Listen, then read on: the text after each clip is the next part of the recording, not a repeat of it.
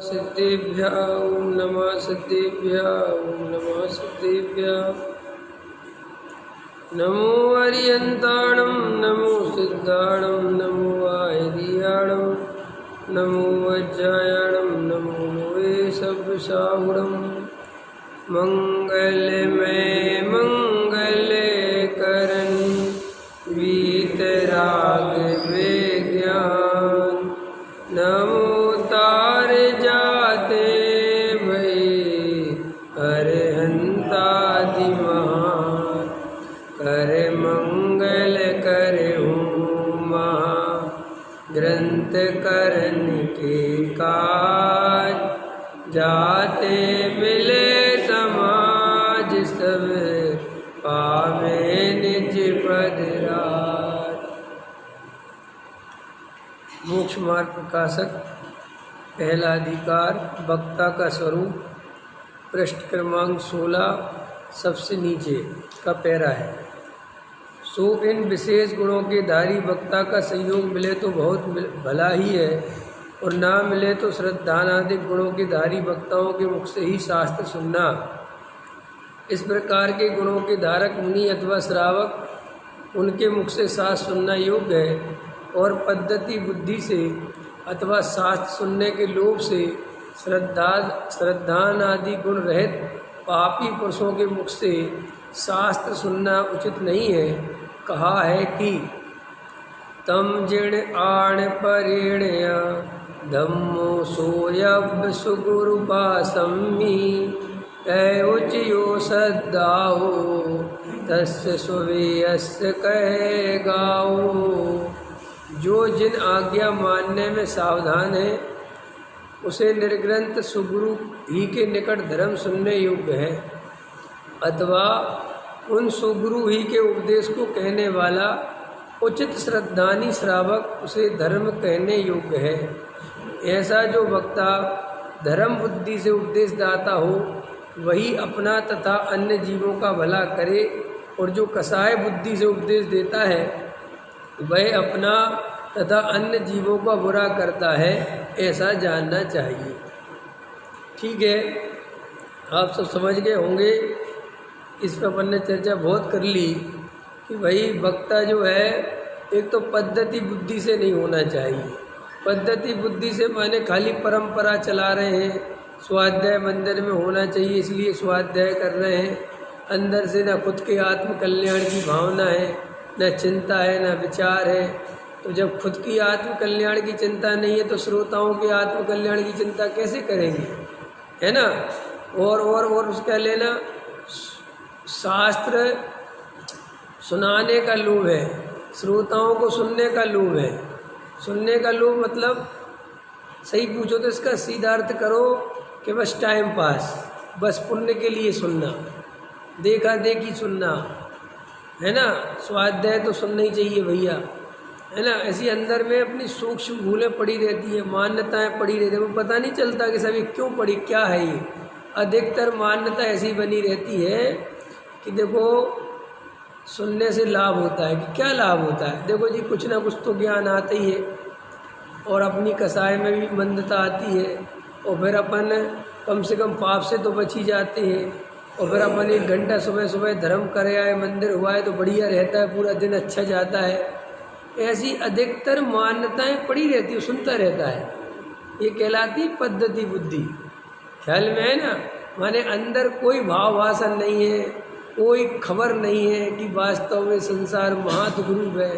प्रतिकूलता आती है तो शास्त्रों की बात याद करने बैठ जाते हैं, अरे सही कह रहे थे, कुछ नहीं रखा, सब बेकार है। और जैसी अनुकूलता आई तो फिर वापस भूल जाते हैं। बीमारी आई, अरे कुछ नहीं रखा, सब बेकार है भैया, आत्मा ही सार है, हम तो समझ गए। और जैसे ही बीमारी दूर हुई फिर अपने जो कहते हो, अभी कितनी भयानक बीमारियां आके चली गई और फिर आने का संदेशा है, लेकिन जैसे ही बीच में गैप मिलता है लोग वापस मग्न हो जाते हैं कि नहीं होते। लोग अपन सोचते थे ना कि जीव इतने दुखों के बीच में भी ये पर्याय में तन्मय कैसे बना रहता है, ऐसे बना रहता है। अपन देख लो वर्तमान में कितनी क्षण भंगुरता है, कितने लोग अपने सामने मर गए। अपने सामने बिल्कुल ऐसे चले गए कि अपन सोच भी नहीं सकते, फिर भी अपन का मोह भंग नहीं हुआ। और थोड़ी देर के लिए हुआ तो उसको भंग नहीं कहते, वो तो प्रतिकूलताओं के उससे थोड़ी देर के लिए शांत हो गया, डर गया। क्या अंदर से तो बदलता नहीं है। क्यों? आत्मा श्रद्धान वेद ज्ञान के बिना बदल नहीं सकते। इसलिए जो जीव शास्त्र पद्धति या बुद्धि या शास्त्र सुनने के लोभ से, एक शास्त्र सुनने का लोभ चलता है। शास्त्र सुनने का लोभ क्या चलता है? ये शास्त्र पूरा हो गया, ये शास्त्र पूरा हो गया, ये शास्त्र पूरा हो गया, ये शास्त्र पूरा हो गया, बस वो इसी में ही लगे रहते। उनको शास्त्र सुनने का लोभ बना रहता है। किस शास्त्र में क्या लिखा है? हमने भावदीपिका पूरी कर ली, हमारी भगवती आराधना पूरी हो गई, हमारा रत्नखंड श्राव का चार पूरा हो गया, हमारा समाधि तंत्र पूरा हो गया, हमारा भला में इसी में लगे रहते। ख्याल में है कि नहीं है? तो वो कहते साहब ये भी नहीं होना चाहिए। हम शास्त्र सुनने की लोभी थोड़ी, हमें कोई पढ़ाई थोड़ी करनी, हमें तो चाहे एक लाइन सुनने मिले और चाहे एक लाइन पढ़ने मिले, हमारे अंतरंग में भेद ज्ञान की क्रांति घटित होनी चाहिए। हमारे अंतरंग में पर्याय दृष्टि छूटनी चाहिए, हमारे अंतरंग में शुद्धात्मा की दृष्टि आनी चाहिए। हमारा शास्त्र पढ़ना प्रयोजन नहीं है, हमारा पूजा करना प्रयोजन नहीं है, इनके माध्यम से शुद्धात्मा का दर्शन करना, शुद्धात्मा को पढ़ना, ये हमारा प्रयोजन है। इसलिए जो जीव इन प्रयोजन को नहीं पहचानते, वो टोनामल जी साहब कह रहे हैं वे तो समय निकाल रहे हैं अपना, और होता जाता कुछ नहीं है, इसलिए होता भी नहीं है। और देखो क्या कहा इसमें, सुनने के लोभ से श्रद्धान आदि गुण रहित पापी पुरुष कह रहे वो। टोनामल जी सीधा पापी कह दिया, वो पापी है वे। नहीं साहब वो तो बहुत अच्छे हैं और बढ़िया सो, क्या नहीं, अगर उसको श्रद्धान नहीं है और शास्त्र सुनाने का और सुनने का लोभ है तो वे पापी जानना। क्यों? क्योंकि उन्हें अंतरंग में आत्म कल्याण की कोई खबर नहीं। और अपन दूसरों की तरफ नहीं देखना है, ये तो अपन में ऐसा दोष हो तो ऐसा दोष अपना दूर करना, वरना अपन की एक और बुरी आदत पड़ी हुई है, बहुत बुरी। वो दोष दूसरों में देखते फिरते हैं, आजू बाजू देखते फिरते हैं, और वे दोष दूसरों में देख देख के खुश होता है कि ऐसे दोष इन लोगों में है। अपन कोई क्रियाकांड की बात करो तो व्यवहारियों को देखता है, अपनी तरफ नहीं देखता कि वो क्रियाकांड में हम भी पड़े हुए हैं, हमें भी वही बुद्धि पड़ी हुई है। कभी भी देख लेना, किसी की वो करोगे तो बाहर देखेगा, बाहर किसी के घर परिवार की समस्या बताओगे तो दूसरे के घर में झांकेगा। ये नहीं देखता कि तो हमारे ही घर की बात है, ये तो हमारे साथ ही हो रहा है। ख्याल में है कि नहीं है? कितने लोगों को स्वाध्याय में बैठेंगे तो इस बात की चिंता रहेगी, आगे पढ़ो, आगे और आगे पढ़ो और आगे पढ़ो। अरे जबकि 50 बार तो पढ़ चुके होगे, क्या आगे पढ़े? जब अपनी भूल नहीं सुधर रही तो भैया यहीं इस पे चर्चा करो, हमें पता नहीं क्या। लेकिन ऐसे होते हैं श्रोता, उनको शास्त्र पढ़ने की रुचि होती है, और पढ़ो और पढ़ो। एक ग्रंथ पूरा, अभी जैसे पूरा हो जाए और मैं फिर से कहूँ मोक्ष मार्ग प्रकाशक लगाना है तो आदमी सुनने को राजी नहीं। ख्याल में है कि नहीं आया है? क्यों? अरे वो तो पढ़ लिया साहब, वो तो पढ़ लिया। क्या क्या पढ़ने के लिए थोड़ी पढ़ना है। और देखो उनके मुख से शास्त्र सुनना उचित नहीं है। इसलिए जिन जीवों को तत्व की सच्ची श्रद्धा नहीं हो, आत्म कल्याण की सच्ची भावना नहीं हो, उन जीवों के मुख से शास्त्र नहीं सुनना चाहिए। अब ये तो तुम्हें देखना है, तुम्हें डिसाइड करना है कि कौन से लोग कहते नहीं सबसे सुनो जी, सबरे जिनवाणी सुना रहे। अगर ऐसा होता तो टोनामल जी कहते ना सबसे सुनो। राजेश जी समझ में आया कि नहीं आया? वो कह रहे हैं हाँ मुश्किल है ना, लेकिन डिसाइड करना इतना मुश्किल नहीं है। अगर तुम शांति से बैठ के अपना तत्व विचार करोगे, वेद ज्ञान करोगे, तो आपको अपने आप दिखने लगेगा कि किससे सुनना है और किससे नहीं सुनना है। जैसे देखो अपन डॉक्टर चुन लेते हैं ना, तो डॉक्टर कैसे चुन लेते हो आप? डॉक्टर हर गली में बैठे कि नहीं बैठे? बोलो। तुम हर गली वाले के पास जाते हो क्या इलाज कराने? तो कैसे चुना तुमने डॉक्टर? क्या आधार है डॉक्टर चुनने का? किसी से दवाई करानी? बोलो। अरे भाई तुम वहाँ जागृत रहते हो, तुमने जिससे दवाई ली उसमें तुम्हें आराम पड़ा कि नहीं पड़ा? अगर आराम नहीं पड़ा तो हम नहीं जाना इसके पास, और जिससे आराम पड़ गया उसके पास जाना। तो वहाँ ऐसा क्यों पता चल गया? क्योंकि वहाँ विचार करते हो, और जिनवाणी सुनने में कोई विचार नहीं करते, इसलिए चाहे जिससे सुन लेते हो तुम्हें पता ही नहीं चलता कि कुछ हुआ भी है। क्योंकि जब विचार करो तब तो पता चले कि कुछ हुआ कि नहीं, जब विचार ही नहीं करते है। हाँ, गंगा है तो गंगा दास, जमुना है तो जमुना दास, हम तो वैसे ही के वैसे हैं भगवान दास, अपन को कुछ फर्क ही नहीं पड़ा। जो सुनाता रहो सुनाओ, हमें क्या है, हम तो सुनने के लिए बैठे। अंदर समझ में आएगी नहीं आया? हम लोग में कितने चतुर हैं, हर चीज में चतुर हैं। बोलो। आप एक किराना लेते हो तो हर किसी से नहीं लेते, आप कपड़ा लेते हो तो हर किसी से नहीं लेते। बोलो। कोई भी हर चीज में दिमाग लगाते हो कि इससे लेना इससे नहीं लेना, इससे ये बढ़िया चीज देता है। भैया ऐसे ही धर्म में भी 1000 गुना विचार करना पड़ेगा। क्यों? किराने में तुम 10 रुपए के 15 रुपए दे के आ गए तो क्या बिगड़ गया? क्या बिगड़ गया? क्या आफत आ गई? कपड़ा 3rd क्वालिटी का ले आए तो क्या आफत आ गई? लेकिन धर्म में गलती हो गई तो निगो जाओगी, अनंत काल के लिए अनंत दुख मिलेंगे। इसलिए यहाँ सबसे ज़्यादा सावधान रहना। ये अपने कान हर किसी को सुनने के लिए नहीं है, और हर कुछ सुनने के लिए नहीं है, और ज़्यादा सुनोगे तो कंफ्यूज हो जाओगे। क्यों हो जाओगे? क्योंकि तुम्हारी इतनी बुद्धि नहीं है कि तुम हर वक्ता के अभिप्राय को समझ पाओ कि किस अपेक्षा से क्या कथन कह रहे थे। जब मैं कभी कभी बोलता हूँ और श्रोता कई दफे ऐसे प्रश्न पूछते हैं कि मुझे आश्चर्य होता है कि अभी तो इसको ये समझ में नहीं आ रहा हूँ, मैं तो कितनी गहरी बात समझाने बैठा हूँ, अभी तो ये सड़ी सड़ी बात पे अटक के रह गया, नहीं समझ में आया। जैसे मान के चलो मैं अभी प्रवचन चल रहा हूँ, मैंने कहा कुछ नहीं होता है मंदिर आने से, और मंदिर जाने से कुछ नहीं। अब वो अभी यहीं अटका है, अभी वो ये भी नहीं समझ पाया कि ये किस अपेक्षा ये बात चल रही है। हमने कुछ नहीं होता है तुम्हारी जड़ की क्रिया से, तो वो समझ नहीं पाया।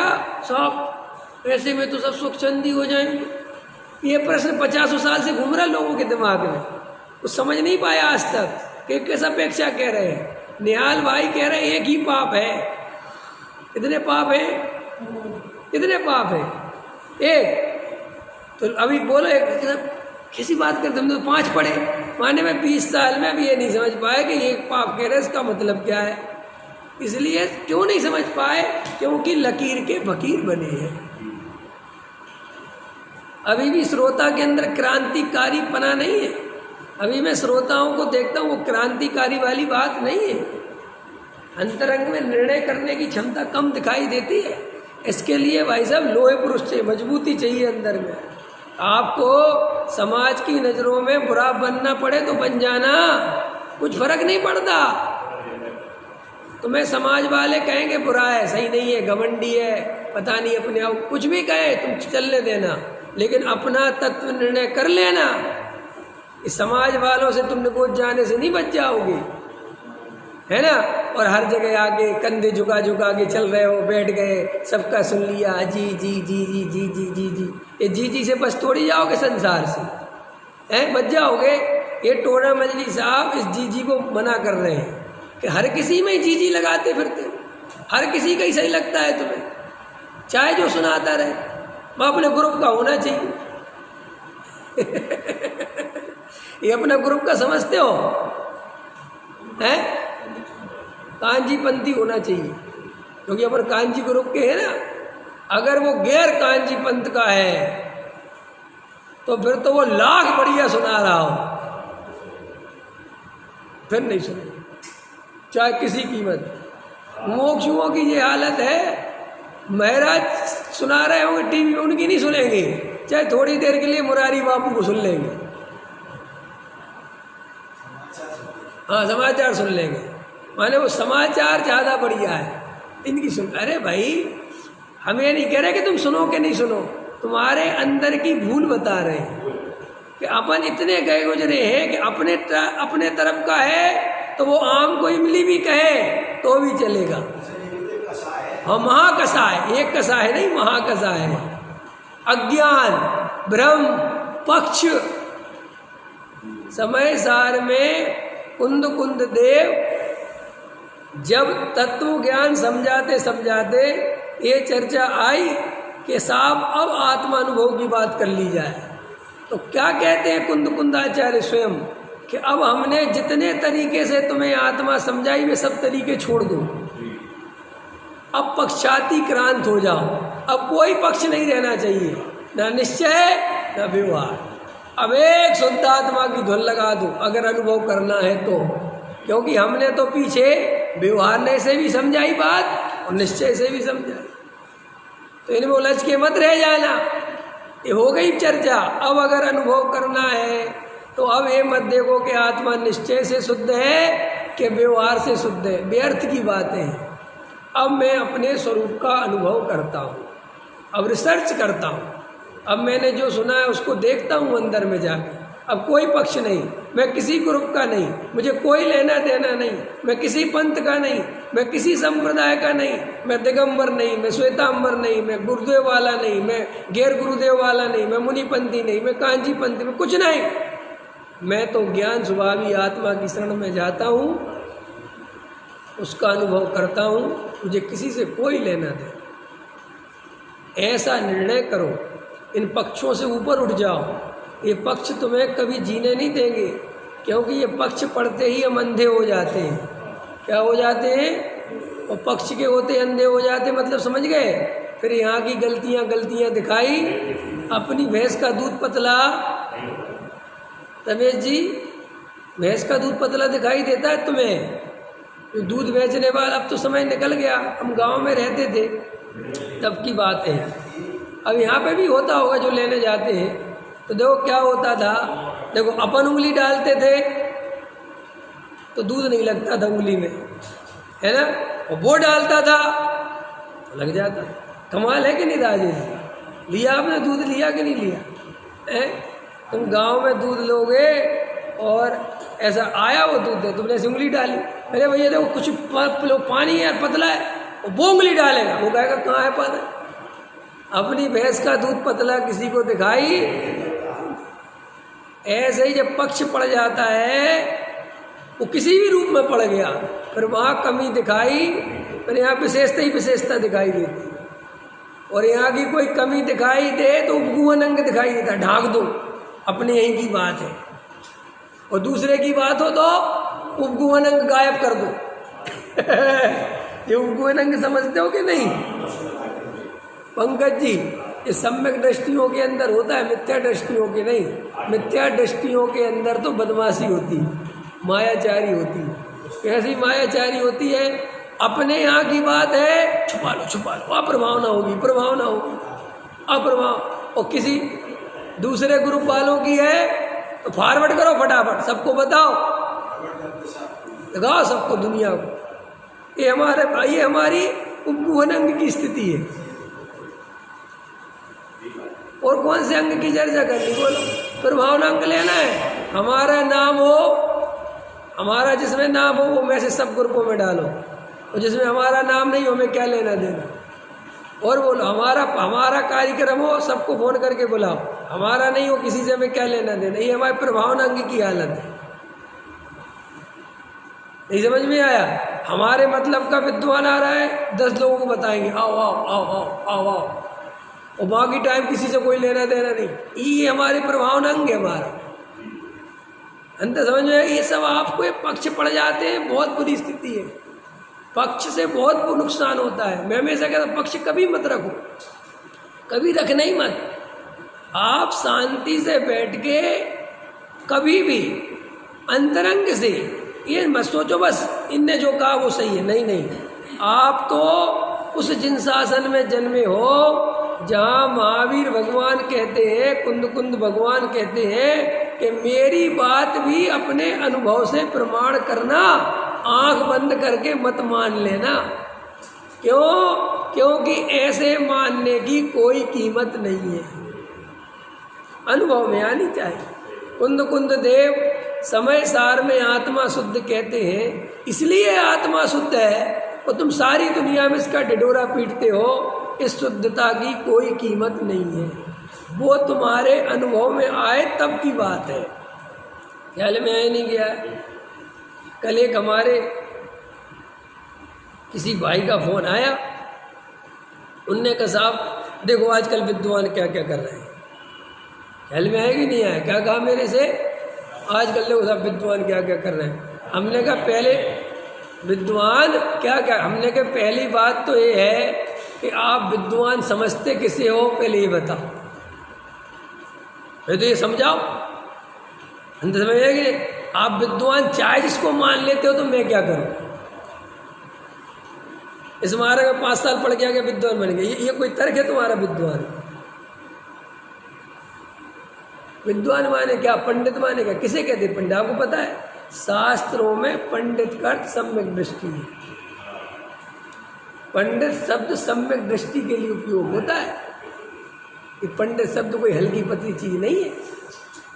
पंडित शब्द ज्ञानी के लिए उपयोग होता है। पंडित मरण सुना है? मरण सुने? मरण पंडित मरण सुने कि नहीं सुने? समाधि मरण में तो जो पंडित मरण है वो सम्यक दृष्टि के लिए बोला है। पंडित मरण होता है, सब पंडित माने सम्यक दृष्टि। अब तुम भैया 100-200 पंडित हर साल ही निकाल रहे हो तो कहीं ऐसे सम्यक दृष्टि पैदा होते चले जाएंगे क्या? ये हमने कोई वो खोल लिया सम्यक दृष्टि पैदा करने का? सम्यक दृष्टि तो अनुभव से होता है, अपने निर्णय से होता है। कोई विद्यालय खोलने से सम्यक दृष्टि होता है क्या? है ये तो एक व्यवहार से कथन है, ये जो उपचार कथन है कि चलो पंडित, ये परमार्थ नहीं है। तो ऐसे ही अब कोई विद्वान अथवा कोई महाराज ये सब गलतियां करता हुआ दिखाई देता है, तुम सोचते सब अरे भाई पहले तो साधु कहते किसे? हर किसी को साधु नहीं कहते। ऐसे हर किसी को पंडित, हर किसी को विद्वान। अब तुम हर किसी को विद्वान मान लो तो मैं क्या करूं? यहाँ लिख रहे हैं ना टोडामल जी, विद्वान कैसा होना चाहिए? आत्मश्रद्धानी होना चाहिए। और अगर वो आत्मश्रद्धानी नहीं है और तुम उसे फिर भी विद्वान मानते हो तो गलती किसकी है? तुम्हारी है। और तुम उसे चने के पेड़ पे अपने प्रयोजन के लिए चढ़ाए रखते हो। अगर समाज वाले गए हम तो आत्मश्रद्धानी को मानेंगे, समझ गए? हमें पैसे इकट्ठा कराने वाला पंडित नहीं चाहिए, तब तो बात बनेगी ना। लेकिन तुम तो पहले तो तुम वही चाहते हो कि आत्मश्रद्धानी बाद में, पहले हमारी बिल्डिंग बनवा दे और फिर बाद में कहते हो साहब ऐसे नहीं चलेगा। तो विद्वान माने सम्यक दृष्टि, विद्वान माने सम्यक। अब एक महाराज अगर पैसे इकट्ठे करा रहा है तो महाराज सही कैसे होगा? और फिर बाद में तो होना ही है ना। और फिर तुम कहोगे साहब ये महाराज सही नहीं है क्या? क्यों? गलती तो चुनाव किसने किया था? अंतर समझ में है कि नहीं है? एक गलत आदमी को तुमने अपनी उस चीज में वो करोगे, वो कल होना ही है। तो संसार में तत्व ज्ञान सुनने के लिए जो जैन साहब आपने प्रश्न किया कि हमें कैसे पता चले, ऐसा नहीं है। पता चलना बहुत आसान है अगर तुम्हें आत्म कल्याण की सच्ची भावना हो तो। और नहीं हो तो कुछ पता नहीं चलेगा, सिर्फ अपनी कसाई की पूर्ति करोगे। क्लियर हो गई बात? समझ में आ गई कि भाई ये मन सोचो कि साहब ये गलत है, गलत सही कुछ नहीं है, हम गलत है। सबसे पहले कौन गलत है? क्यों? कि हमें खुद ही आत्म कल्याण की चिंता नहीं है। और अगर आत्म कल्याण की चिंता होती तो 100% तुम इन प्रपंचों से लाख दूर रहते। कहते कि नहीं रहते? बोलो। सच्चे मुनिराज हो, उनको समाज वाले कितने ही कहें कि आप इन्वॉल्व हो जाओ, वो होंगे? वे कार्यक्रम में हो गए, हमें कोई लेना देना नहीं, हमारा कोई मतलब नहीं। हमें क्या मतलब भैया तुमसे, तुम कुछ भी करो। तो ऐसे आत्मज्ञानी पुरुषों की पहचान करना कठिन नहीं है, सरल है। बस ये सरल तब है जब तुम खुद ही आत्मज्ञान की ओर बढ़ रहे हो। इसलिए अपने यहाँ कहा ना, सम्यक दृष्टि ही सम्यक दृष्टि को पहचानता है। क्यों कहा है ये बात? क्यों कही? एक सम्यक दृष्टि ही दूसरे सम्यक दृष्टि को पहचानता है? बताओगे? क्योंकि भाई वो भी स्वयं आत्मा के अनुभव में जा रहा है और दूसरा भी जा रहा है, तो उसको समझ में आता है कि ये जीव कहाँ खड़ा हुआ है। लेकिन जब हम खुद ही तत्व विचार नहीं करते, खुद ही कुछ नहीं करते, तो हमें कुछ समझ में आने वाला। फिर तो हम कसायों से निर्णय करते हैं। जिसकी कसाय मंद दिखेगी उसे धर्मात्मा समझ लेंगे, जिसकी कसाय तीव्र दिखेगी उसे पापी समझ लेंगे, क्योंकि हमारे अंतरंग में यही स्थिति बनी हुई है। क्लियर हो गई? तो देखो भैया, जो जिन आज्ञा मानने में सावधान है उसे निर्ग्रंथ सुगुरु के ही निकट धर्म सुनना योग्य है। सबसे पहले तो उस सुगुरु, निर्ग्रंथ गुरु, ख्याल में आया कि नहीं आया? अथवा उन सुगुरु ही के उपदेश को कहने वाला उचित श्रद्धान है। देखो टोडामल जी का एक एक शब्द कीमती है, मैं एक एक शब्द की व्याख्या करता हूँ। उनने देखो क्या शब्द, ये नहीं कह दिया कि सुगुरु के उपदेश को कहने वाला, ये कह देते नहीं, साथ में क्या डाला? क्या डाला? उचित श्रद्धानी, कि भाई सुनाने वाला तो कोई भी हो सकता है। शास्त्र पढ़ के एक बार बताओ, आप लोगों में से पढ़ सकते हो कि नहीं? और आप लोग क्या कोई भी पढ़ सकता है कि नहीं? पढ़ने में क्या है, कोई बड़ी बात है क्या?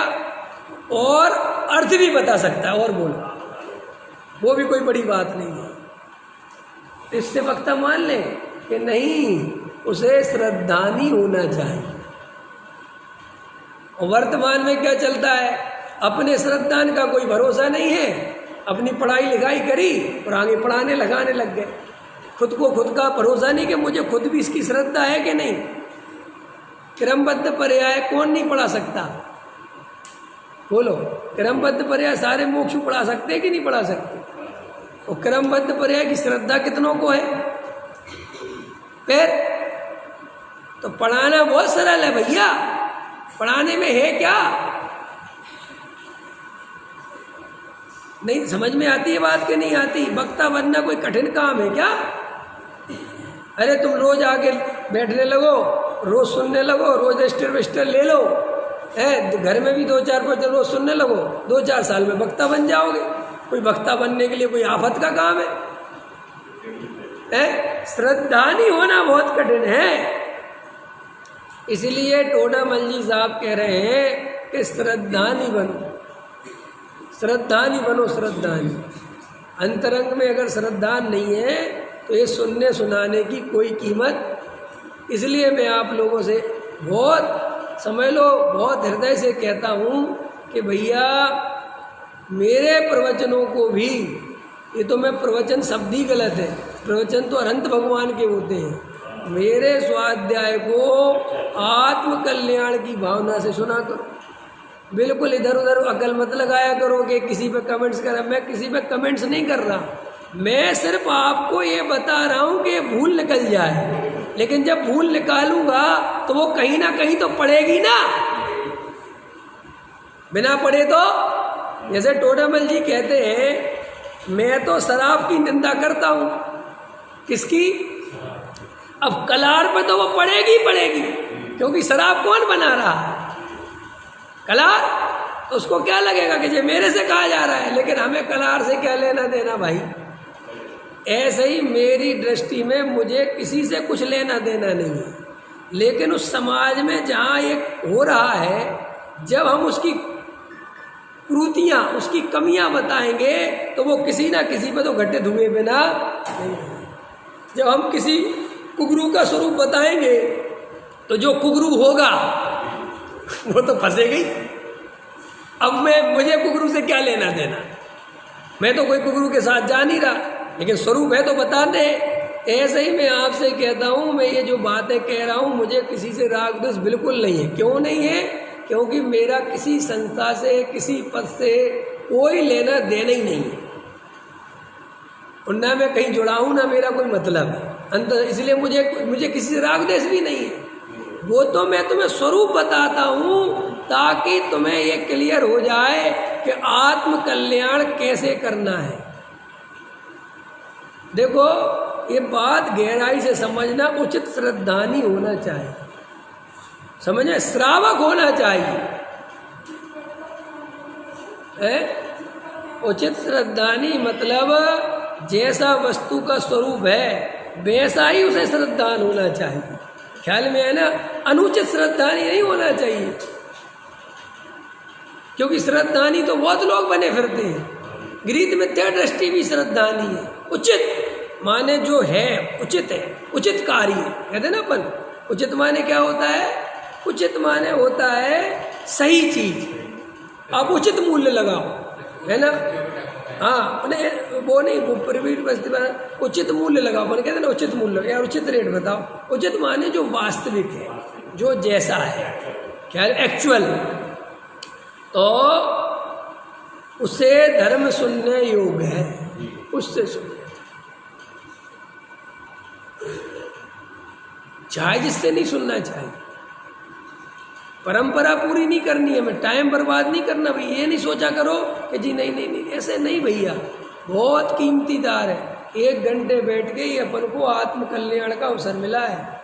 बिल्कुल शांत हो जाओ, शांति से विचार करते रहो, अंतरंग में निर्णय करते रहो, कुछ नहीं किसी। और जब भी स्वाध्याय सुनो तो पर लक्ष्य से मत सुनो। जब भी कोई बात चलती हो तो दूसरे की तरफ मत देखो, वो दोष अपने में देखो कि मेरे में तो नहीं है, ऐसी गलती मैं तो नहीं कर रहा, मैं दूसरे की नहीं कह रहा हूँ। यहाँ वक्ता का स्वरूप चल रहा तो मुझे अपने को चेक करना है कि मैं श्रद्धानी हूँ, ये नहीं कि दूसरे वक्ताओं की चर्चा कर रहा हूँ, है ना? अब देखो, ऐसा जो वक्ता धर्म बुद्धि से उपदेश दाता हो वही अपना तथा अन्य जीवों का भला करे, बस वो ही वक्ता कर सकता है।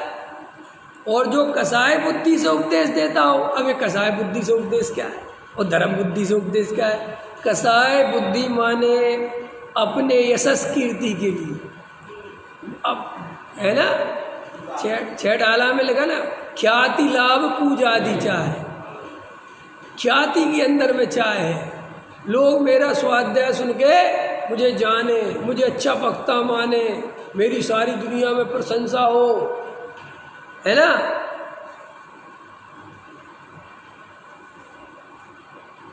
कसाय बुद्धि है।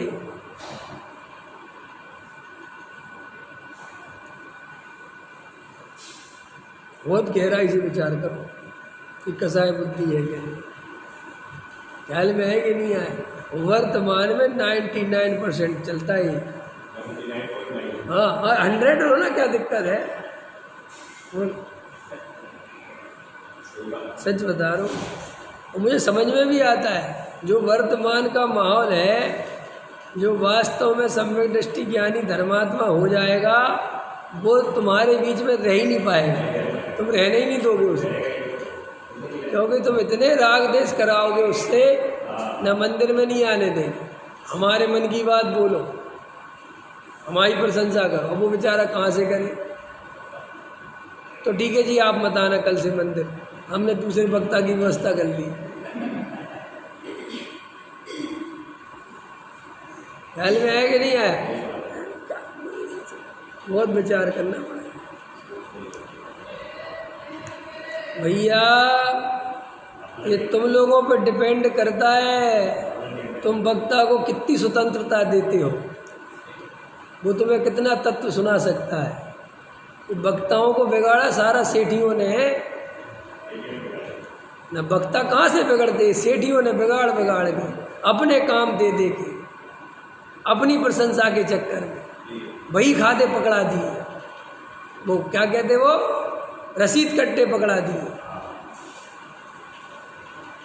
अब वो बेचारा उस समय नया नया बेचारा निकला है, आजीविका के चक्कर में दबता चला जाता है, दबता चला जाता है, 5-7 हज़ार रुपये के चक्कर में दबता चला जाता है और उसे दबाते चले जाते हैं। फिर बस वो भविष्य में ऐसा बनता है, फिर कहते साहब ये विद्वान बेकार है। बना करा किसने? ईमानदारी तो यही है। देखो, तुम्हें कभी कोई विद्वान मिले, छोटा बच्चा छोटी उम्र का मिले, उसे हमेशा ये शिक्षा दो कि बेटे तुम बहुत छोटे हो, अभी तुम अपनी आजीविका मजबूत करो। क्या करो? अपना आजीविका करो, अपनी नौकरी पक्की करो, तुम ज़्यादा चक्करों में मत फंसो। यहाँ कुछ नहीं रखा, ये सब लूट लेंगे तुम्हें। अगर तुम सच्चे श्रोता हो उसको ये समझाओ, कुछ नहीं, तुम अपना करो, फिर बाद में बढ़िया। ख्याल में है कि नहीं है? लेकिन अभी क्यों? टोडामल जी साहब कहते आजीविका होनी चाहिए, अंत में है ना। और अपन अरे कुछ नहीं, शास्त्री जी आत्मकल्याण क्या रखा पैसे में, आओ आओ आओ, और उसको बेचारे को अपने ऊपर डिपेंड करे, और फिर बाद में खुद ही घबराने लगे कि अब कहाँ तक दें, क्योंकि कल 1 से 2 होगा, 2 से 3 होगा, 3 से 4 हो, फिर क्या करोगे? फिर डर लगेगा, आओ आओ इसको अब कैसे करें, अब कैसे करें। अरे नहीं भैया, पहले ही दिन बताओ, नहीं, आप अपना काम मजबूत करो। कुछ नहीं रखा है समाज में।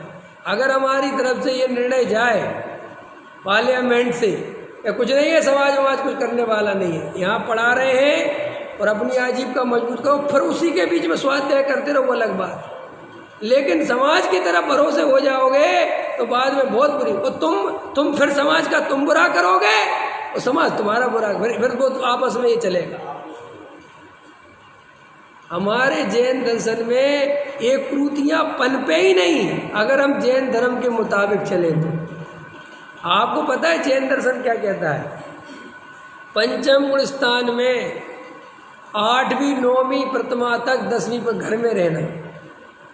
कहाँ रहना? घर में। और 7वीं प्रतिमा ब्रह्मचर्य प्रतिमा, समझ गए, उसके पहले कमाने का मना नहीं है कि इतना जोड़ो ताकि किसी के भरोसे, ये जैन दर्शन है, आपको विश्वास नहीं होगा। लेकिन हमने इन सब का पालन नहीं किया और चाहे जरा सा बैराग गए और घर छोड़ दिया और समाज के भरोसे हो गए, तो तुम्हारे परिणाम भी बिगड़े और समाज वालों के। क्यों? कि समाज वाले कहाँ तक करेंगे इतना, समझ में आती। फिर अपन कहते समाज बेकार है। अरे भाई, बेकार और गई की है ही नहीं, तुमने स्वरूप के अनुसार नहीं चले। अगर स्वरूप के अनुसार चले होते तो ये गलती कभी नहीं होती। अंतर समझ में होनी थी, नहीं होती। क्या आज मुनिराजों को आहार की व्यवस्था में बड़ी दिक्कत है, क्योंकि आहार देने वाले भी बेचारे वो सब खाने पीने वाले, और जो उनको आहार दे सकते थे वे खुद ही आहार लेने लग गए। अंदर पंचम गुण स्थान भरती जीव देता है मुनिराजों को श्रावक जो नियम, क्यों कि वो शुद्ध खाता है तो मुनिराज को सहज ही आहार दे। अब लोग कहते साहब वो ऐसा हो ही नहीं, इसलिए नहीं हो सकता कि वे जितने त्यागी वृत्ति जो तुम्हारी व्यवस्था बनाते वे तो तुम्हारे ही साथ में शामिल हो गए, अब उल्टा उनकी और व्यवस्था बनाओ। ख्याल में आती कि नहीं आती? माने अगर हम देखेंगे तो कहीं पर भी ऐसा नहीं है कि जैन दर्शन में कह रहे ये सर्वज्ञ का मार्ग है, यहाँ पर गलती होने का कोई मतलब ही नहीं है। ये तो गलती रागी द्वेषी करते हैं। क्या कहा मैंने? जो मुनिराज जो असली होंगे ना, वे हवा के माफिक रहते हैं। काहे के माफिक? काहे के माफिक? हवा के माफिक समझते हो? जैसे हवा का कोई वजन पता ही नहीं चलती, हवा कहाँ से कहाँ। ऐसे ही भावलिंगी संत कभी किसी पे बोझ नहीं बनते, वे दिखाई भी नहीं देते कहाँ से आए कहाँ चले गए। समाज वाले ढूंढते रह जाते हैं। अंदर समझ में आया? असली सम्यक दृष्टि जीव तुम्हें कभी बोझ नहीं लगेगा। वो ऐसा लगेगा कि भाई इसका सत्संग करना ही बहुत काम का है। उसकी जो आवाज़ निकलती है, उसका जो स्वरूप निकलता है, वो आनंद को देने वाला होता है, वो कसाय को बढ़ाने वाला नहीं होता। इसलिए देखो गहराई से, कसाय बुद्धि से उपदेश देने वाला नहीं होना। वो कसाय बुद्धि से उपदेश देगा तो वो जीवों का बुरा करेगा कि भला करेगा? 100% विचार करो अपन अपना। अगर हम कसायवान जीव हैं और हमें कसाय से सुनने मिल रहा है तो हम क्या करेंगे? इसलिए मैं कहता हूँ बहुत शांति से अपने जीवन में आत्म कल्याण करना हो तो पद मत लेना, पद नहीं लेना कभी, पदों से बचना। मंदिर की सेवा करना बिना पद की, क्योंकि ये पद मिलते ही हमारी हालत खराब होती है। और कभी कुछ नहीं बनना, हमें कुछ नहीं बनना भैया, जिसको क्योंकि हमें ये भाव अभाव करने के लिए मिला है, ये हमें माला पहनाने के लिए नहीं मिला है। ये जब तक तुम्हें अंदर से नहीं लगेगा तब तक बात नहीं बनेगी। देखो इस प्रकार वक्ता का स्वरूप कहा, हो गया वक्ता का स्वरूप है ना। वक्ता की परीक्षा हो गई, अब श्रोता की परीक्षा होगी रमेश कुमार जी। अब आपका नंबर है, मैं तो अपनी परीक्षा दे दी है, तो ले तुम्हारी परीक्षा कल लेंगे। कल और है ना प्रवचन, परसों से नहीं है। अच्छा खाली एक दिन नहीं है, 2 और 3 बोले। हाँ ठीक है। देखो क्या कहते श्रोता का स्वरूप, मैं बताई यह परम उपकार है उसके